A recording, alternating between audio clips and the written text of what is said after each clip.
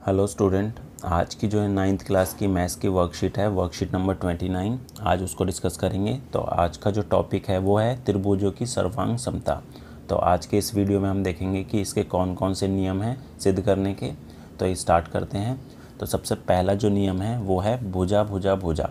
अब इसमें क्या होता है, यदि एक त्रिभुज की तीनों भुजाएँ दूसरे त्रिभुज की तीनों भुजाओं के बराबर हो तो दोनों त्रिभुज क्या होंगे, सर्वांग सम होंगे।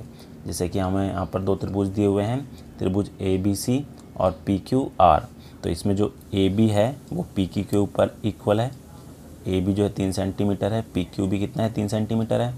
और बी सी जो है वो क्यू आर के इक्वल हो जाएगा 5 सेंटीमीटर का। और ए सी जो है वो हो जाएगा पी आर के 6 सेंटीमीटर। तो तीनों साइड इक्वल आ रही है।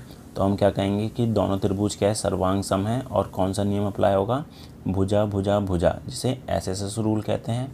तो इसको लिखते कैसे हैं, त्रिभुज ए बी सी जो है वो सर्वांग सम हो जाएगा। ये जो निशान होता है सर्वांग सम का होता है त्रिभुज पी क्यू आर के। और कौन सा नियम यूज़ करेंगे, साइड साइड साइड, मतलब कि भुजा भुजा भुजा। ठीक है, तो ये था पहला नियम। अगला देखते हैं। दूसरा नियम जो है वो है भुजा कोण भुजा। इसमें दो भुजा इक्वल होगी, एक कोण इक्वल होगा। ठीक है, तो इसमें क्या होता है, दो त्रिभुज सर्वांग सम होते हैं यदि एक त्रिभुज की दो भुजाएं और उनका अंतर्गत कोण दूसरे त्रिभुज की दो भुजाओं और उनके अंतर्गत कोण के बराबर हो। जैसे यहाँ पर दो त्रिभुज दिए हुए हैं, त्रिभुज एल एम एन और डी एफ ई। ठीक है, तो इसमें जो एल एन है वो डी ई के इक्वल हो जाएगा 3 सेंटीमीटर। एम एन जो है वो एफ ई के इक्वल हो जाएगा 5 सेंटीमीटर। और एंगल जो एन है 40 डिग्री और यहाँ पर एंगल ई है वो भी 40 डिग्री है, तो ये भी इक्वल हो गया। तो हमने यहाँ पर दो भुजा यूज़ की है और एक कोण यूज़ किया है। तो ये दोनों त्रिभुज क्या होंगे, सर्वांग सम हो जाएंगे। तो इसको लिखेंगे कैसे कि त्रिभुज एल एम एन सर्वांग सम है त्रिभुज डी एफ ई के। और कौन सा नियम यूज़ करा है, साइड एंगल साइड, मतलब भुजा कोण भुजा। ठीक है, तो ये दूसरा नियम है। अब तीसरा नियम देखते हैं। तीसरा नियम है, इसमें बोला है कोण भुजा कोण। तो इसमें हमारे पास दो कोण दिए होंगे और एक भुजा इक्वल दी होगी। तो दो त्रिभुज सर्वांग सम होते हैं यदि एक त्रिभुज के दो कोण और उसकी अंतर्गत भुजा दूसरे त्रिभुज के दो कोणों और उसके अंतर्गत भुजा के बराबर हो। ठीक है, मतलब कि दो कोण बराबर होने चाहिए, एक भुजा बराबर होनी चाहिए।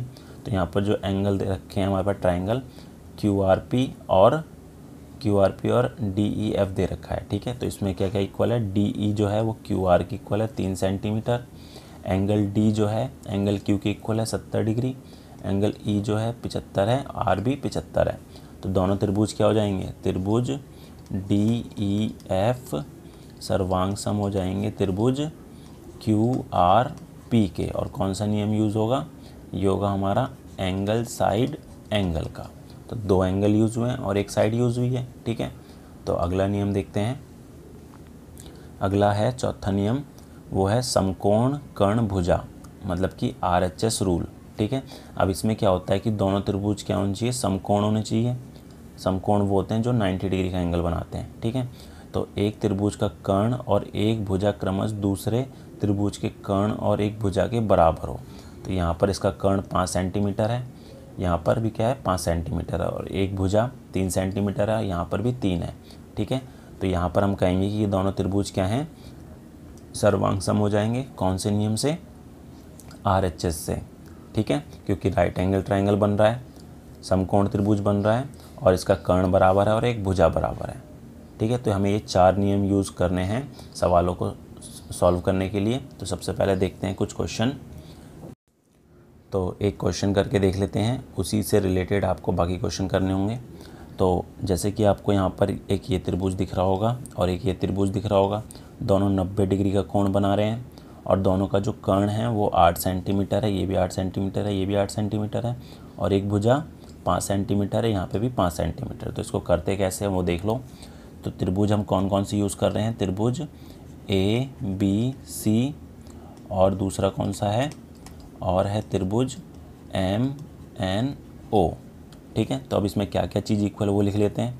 तो जो इसमें AC है वो बराबर है MO के, यहाँ पर MO 8 है, AC भी 8 है, ठीक है। और एंगल जो है B इक्वल है एंगल N के 90 डिग्री का कोण बना रहे हैं, ठीक है। और तीसरी चीज़ जो है BC जो लाइन है वो बराबर हो जाएगी MN के 5 सेंटीमीटर है, ठीक है। तो यहाँ पर हमारे पास जो दोनों त्रिभुज हैं वो क्या हो जाएंगे, सर्वांग त्रिभुज ABC सर्वांग सम हो जाएगा त्रिभुज MNO के। और नियम कौन सा यूज़ करेंगे, RHS रूल या फिर साइड एंगल साइड, दोनों ही नियम यूज़ कर सकते हैं हम, ठीक है। तो आज की वर्कशीट में आपको इस टाइप से इस क्वेश्चन को सॉल्व करना है। Thank you.